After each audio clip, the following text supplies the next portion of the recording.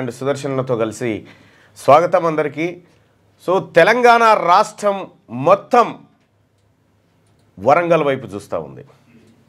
ప్రధానంగా బీసీలు ఎవరికి వారు స్వచ్ఛందంగా కదులుతూ చెలో వరంగల్ ఫిబ్రవరి 2న ఆర్ట్స్ కాలేజ్ మైదానానికి తరలి వెళ్ళడానికి అంతా సమాయత్తమవుతూ ఉన్నారు. ఓవైపు ప్రజల మూడు ఈ విధంగా ఉంటే ప్రభుత్వం 2వ తారీఖు వరకే ఏది బీసీ కులగణనకు సంబంధించినటువంటి నివేదికను బహిర్గతం చేసేటువంటి అవకాశం ఉంది. దానిపైన మళ్ళా ఫిబ్రవరి 7 తారీఖు రోజు ప్రత్యేక అసెంబ్లీ సమావేశ కార్యక్రమాలు పెడతా ఉన్నారు. సో ఏదేమైనప్పటికీ బీసీలకు సంబంధించినటువంటి ఒక యుద్ధ బేరీ రాష్ట్ర ప్రభుత్వంలో కదలికను తీసుకొచ్చింది. ఆ రాష్ట్ర ప్రభుత్వం చేస్తున్నటువంటి కార్యక్రమాలను కూడా నిశ్చితంగా బీసీ సమాజం అంతా అబ్జర్వ్ చేస్తోంది. మరోవైపు 3 టీచర్ ఎమ్మెల్సీ స్థానాలకు ఈ పార్టీలు ఈ అప్పర్ క్యాస్ట్ ఏదైతే ఉందో వాళ్ళు అభ్యర్థులను పెట్టిరు. బీసీల అభ్యర్థులను పెట్టబోతా ఉన్నారు. బీసీ అభ్యర్థులకే బీసీలు ఓట్లేసుకునేటువంటి మూడ్ చేంజ్ అయిపోయింది ప్రజలది. దానికి నిదర్శనంగా ప్రజల మూడు ఎలా మారిపోతూ ఉందనేది మనం పత్రికలను బట్టి చూస్తే మనకు అర్థమవుతా ఉంది. వార్తా దినపత్రిక వరంగల్ ఎడిషన్ చూస్తే బీసీల్లో మొదలైన అంతర్మదనం 77 ఏళ్ల పాలనలో నలిగిన బీసీలు ఇకనైనా ఏకం కావాలనే ఆలోచన మొదలైంది. రేపటి బీసీ రాజకీయ యుద్ధ బేరీకి ఉత్కంఠ. స్వాతంత్రం వచ్చి 77 సంవత్సరాలు గడిచినా బీసీలలో రాజకీయ చైతన్యం రాలేదు అనేది నిజం. అయితే అమాస పున్నానికి అక్కడక్కడ ఏదో ఒక రోజు బీసీలు ఏకంగా ఇతరని చెప్పి అట్టిట్లా వేసారు. కానీ ఇప్పుడు బరాబర్ ఇప్పుడు మన ఓట్లు మనమే వేసుకుంటే మనమే రాజ్యాధికారం చేపట్టవచ్చు అని అంటున్నారు. అక్కడక్కడ బీసీలు మనస్సు పొరల్లో ఎక్కిస్తున్నారు, ప్రయత్నాలు చేస్తున్నారు. అప్పుడే ఓ పెద్ద దొర సీన్లోకి వచ్చి ఒక్క బిస్కెట్ వేయగానే ఉద్యమం నీరు గారిపోతున్న ఘట్టాలు ఎన్నో చూశారు. అప్పుడే అందరి ఆవేశాలు చల్లారి యథా రాజా తదా మంత్రి అన్నట్లు బీసీలు స్వంత పనుల్లో బిజీగా ఉంటారు. ఇలా చాలా సంవత్సరాల కాలం నుంచి జరుగుతుంది తంతు. ఇది గమనించిన సామాన్య బీసీ బిడ్డ ఏమున్నదిలే మన బతుకులు ఇంతే అంటూ నిట్టూరుస్తూ గులుక్కుంటారు. ఎన్నికల ముందు ఇలానే వస్తూ ఉంటారు అనేది. ఇక్కడ బీసీలో ఇప్పుడు ఎంత అంతర్మదనం మొదలైందంటే వార్తా దినపత్రిక చాలా అద్భుతంగా ఈ వార్తను చాలా అద్భుతంగా అంటే గతంలో జరిగినటువంటి బీసీ ఉద్యమాల విషయంలో పట్టుబట్టి చివరిదాకా పోరాటాలు చేసిన దాఖలాలు లేవు. చెప్పుకోవడానికి సాధించిన ఘనత ఏమీ లేదనే అభిప్రాయం ప్రతి బీసీ బిడ్డ మనసు పొరల్లో ఊగిసలాడుతుంది. ఇప్పటికైనా బీసీలో అంతర్మదనం మొదలైంది. 77 సంవత్సరాల కాలంలో బీసీలు నలిగిన తీరు ఒక్క తాటి మీదకి రావాలనే ఆలోచన మొదలైంది. రేపు జరగబోయే బీసీ రాజకీయ యుద్ధ బేరీపై ఉత్కంఠ నెలకొంది. అందరి చూపు ఆ సభ సక్సెస్ పైనే ఉంది. ఫిబ్రవరి 2 హన్మకొండ జిల్లా కేంద్రంలో జరిగే బీసీ రాజకీయ యుద్ధ బేరీ హలో బీసీ చెలో వరంగల్ సభ ఎమ్మెల్సీ తీన్మార్ మల్లన్ ఆధ్వర్యంలో జరగనున్నది. ప్రధానంగా అన్ని బీసీ కుల సంఘాలు ఏకం కావాలి అని సభలో పాల్గొనాలని ప్రయత్నాలు చేస్తున్నారు. సభలో ప్రధానమైన డిమాండ్లు: 1, స్థానిక సంస్థల్లో 42% రిజర్వేషన్ కల్పించాలి. బీసీ నిరుద్యోగుల పాలిట శాపంగా మారిన ఈడబ్ల్యూఎస్ను వెంటనే రద్దు చేయాలి. బీసీల రక్షణ కోసం అట్రాసిటీ చట్టం తీసుకురావాలని, బీసీ విద్యార్థులకు పూర్తి ఫీజు రియంబర్స్మెంట్ చెల్లించాలి, చేతి కుల వృత్తి పరిశ్రమలను గుర్తించాలని ప్రధాన ఎజెండాలో ఈ సభ జరగనుంది. గడిచింది ఇకనైనా బీసీలు ఏకం కావాలని అన్ని కులాలు మదన పడుతున్నట్టు చర్చ హన్మకొండ జిల్లా కేంద్రంలో నడుస్తున్నది. రాష్ట్ర నలుమూలల నుండి అన్ని కులాల నాయకులు హాజరు కానున్నారు. ఎన్నికలే లక్ష్యంగా కాకుండా ప్రతి బీసీ బిడ్డ ఆర్థికంగా బలోపేతం చేయడానికి ఈ సభ నిలుస్తుందని మేధావులు బీసీ శ్రేయోభిలాషులు అంటున్నారు. అగ్రవర్ణాల్లో గుబులు మొదలైంది. నిన్న మొన్నటి లెక్క కాదు, ఇది బీసీ గర్జన సభ. అగ్రకులాల్లో గుబులు మొదలైంది అని నగరంలో చర్చ జరుగుతుంది. ఈసారి రాష్ట్రం మొత్తం అన్ని బీసీ కులాలు ఏకమవుతున్నట్టు సంకేతాలు కనిపిస్తున్నాయి. బీసీ ప్రముఖులే కాకుండా అన్ని వర్గాల ప్రజలు పాల్గొన్నట్టు తెలుస్తుంది. ఇప్పటి వరకు 2 కులాలు పాలించిన తీరుపై బీసీలు మండిపడుతున్నారు. అందరం ఏకమైతే సాధించలేనిది ఏది ఉండదు అని నిరూపించబోతున్నారు. ఈ సభ ద్వారా రాష్ట్రం, దేశం నలుమూలలకు గట్టి ప్రతిధ్వని వినిపెట్టే ప్రయత్నాలు చేస్తున్నారు. హక్కుల కోసం పోరాడితే పోయేదేం లేదని ముక్తఖండంతో సభ దద్దరిల్లి సక్సెస్ కానున్నట్టుగా సమాచారం. ఇది ఇప్పటికే మీడియాకు అందినటువంటి సమాచారం. ఇక వెలుగు దినపత్రిక కూడా ఎమ్మెల్సీ ఎన్నికల్లో బీసీ నినాదం, ప్రధాన పార్టీలు సంఘాల తీరుపై బీసీ నేతల ఆగ్రహం. ఎమ్మెల్సీ ఎన్నికలు జరుగుతున్న 3 చోట్ల బరిలోకి దిగుతున్న బీసీ అభ్యర్థులు. లోకల్ బాడీస్ ఎన్నికల్లో 42% రిజర్వేషన్ లక్ష్యంగా పోరాటం. ఫిబ్రవరి 2న 1,00,000 మందితో వరంగల్లో బీసీ రాజకీయ యుద్ధ బేరీ మోగిస్తబోతా ఉన్నాం. బీసీ నినాదం వచ్చేసింది. ఎమ్మెల్సీ ఎన్నికల్లో బీసీలకు మాత్రమే ఓట్లేస్తామనేటువంటి స్పష్టమైన తీర్మానాలు చేస్తా ఉన్నారు. ఇవాళ ప్రభుత్వ స్కూళ్ళల్లో గ్రాడ్యుయేట్లు వాళ్ళు టీచర్లు అందరూ కూడా మా ఓట్లు బీసీలకే తీర్మానాలు చేస్తా ఉన్నారు. సో ఇది శుభ పరిణామం తెలంగాణ రాష్ట్రంలో.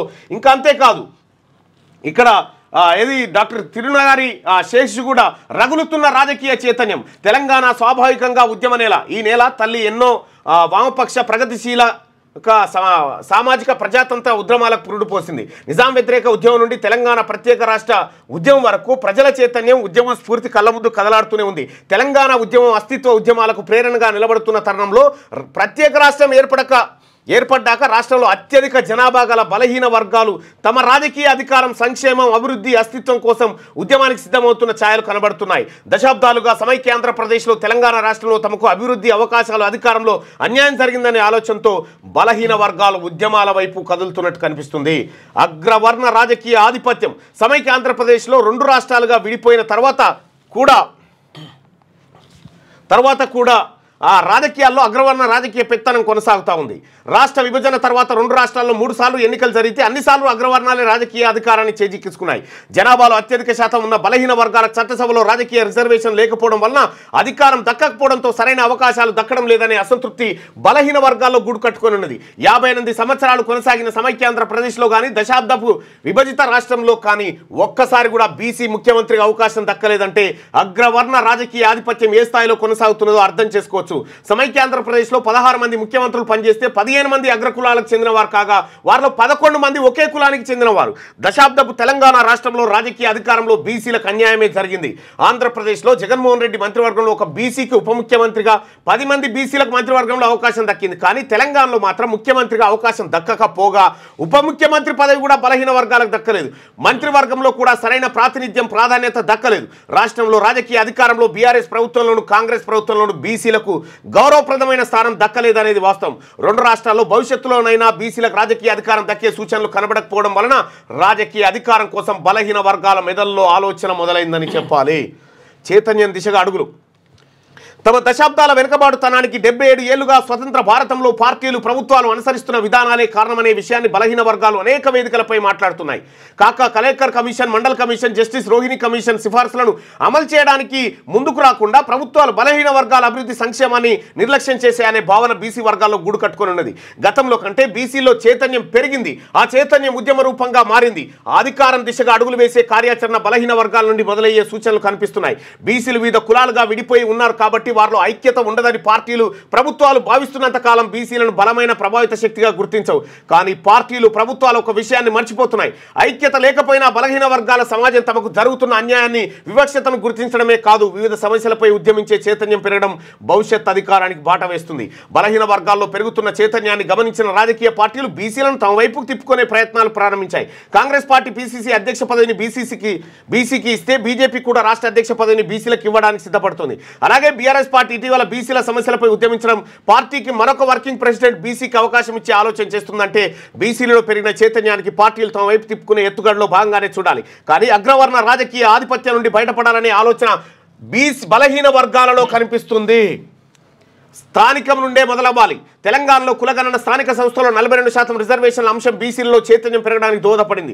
తెలంగాణలో ఎన్నడలేనంతగా బీసీ సంఘాలు, కుల సంఘాలు, బీసీ విద్యావంతులు బలహీన వర్గాల సమస్యలపైన, హక్కులపైన మాట్లాడుతున్నారు. ఇదే వారిలో పెరిగిన చైతన్యానికి తార్కాణం. ఈ చైతన్యం ఉద్యమ రూపంలోకి మారడానికి స్థానిక సంస్థల ఎన్నికలు, ఆ ఎన్నికల్లో బీసీల రిజర్వేషన్లు ఒక వేదికగా మారే ప్రయత్నం జరుగుతోంది. బలహీన వర్గాల యుద్ధం స్థానిక ఎన్నికల నుండే ప్రారంభించే కార్యాచరణ మొదలయ్యే అవకాశాలు కనిపిస్తున్నాయి. స్థానిక సంస్థల్లో బీసీలకు ఉన్న రిజర్వేషన్లు 34% నుంచి 23% తగ్గిపోవడం వల్ల బలహీన వర్గాలు 1405 గ్రామ పంచాయతీల్లో అధికారాన్ని, అవకాశాలను కోల్పోయారు. కాంగ్రెస్ ప్రభుత్వం బీసీలకు స్థానిక సంస్థల్లో 42% రిజర్వేషన్లు కల్పించకపోతే పెరగబోతున్న గ్రామ పంచాయతీలలో కలిపి 13,000 పంచాయతీల్లో ప్రస్తుతం 12,769 పంచాయతీలు, 23% రిజర్వేషన్ల దాకా వచ్చే 2,990 గ్రామ పంచాయతీల్లో 6,500 జనరల్ పంచాయతీల్లో, అంటే దాదాపు 9,490 గ్రామ పంచాయతీల్లో బీసీలు ప్రెసిడెంట్గా పోటీ చేసే ఆలోచన చేసి రాజకీయ పార్టీలకు సవాల్ విసరాలి.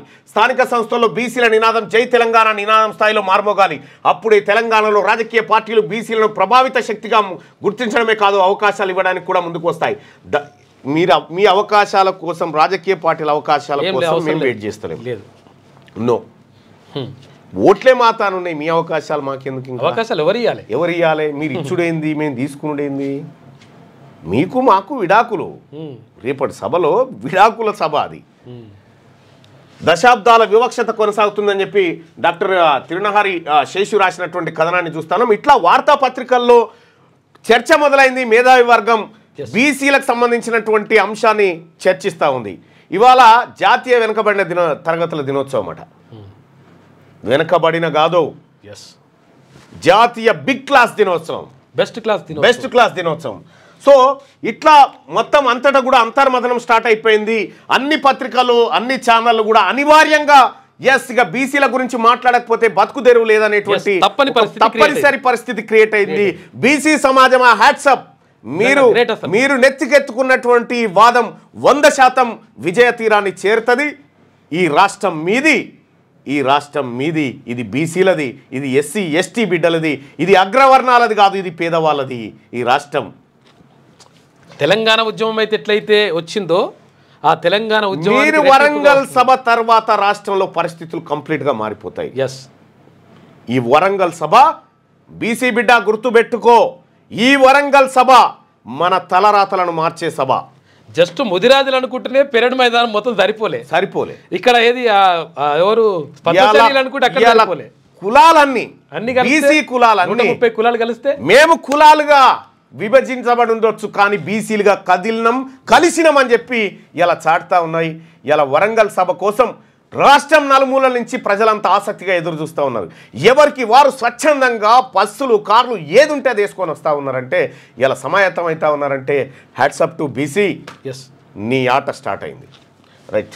ఇక ఇది పత్రికల్లో ఉన్నటువంటి అంశం. అయితే ఎందుకు ఇప్పుడు రాసినటువంటి తిరునారి శేషి రాసినటువంటి దానికి ఒక ఉదాహరణ చూస్తే మనకు ఏం జరుగుతూ ఉందో రాష్ట్రంలో అర్థమవుతుంది. న్యూస్ ఛానల్లో పనిచేయటకు అనుభవం గల సీనియర్ వీడియో ఎడిటర్స్ కావాలను సంప్రదించవలసిన నెంబర్ 8688926084. qnewsads@gmail.com ను సంప్రదించండి. లైక్ చేయండి.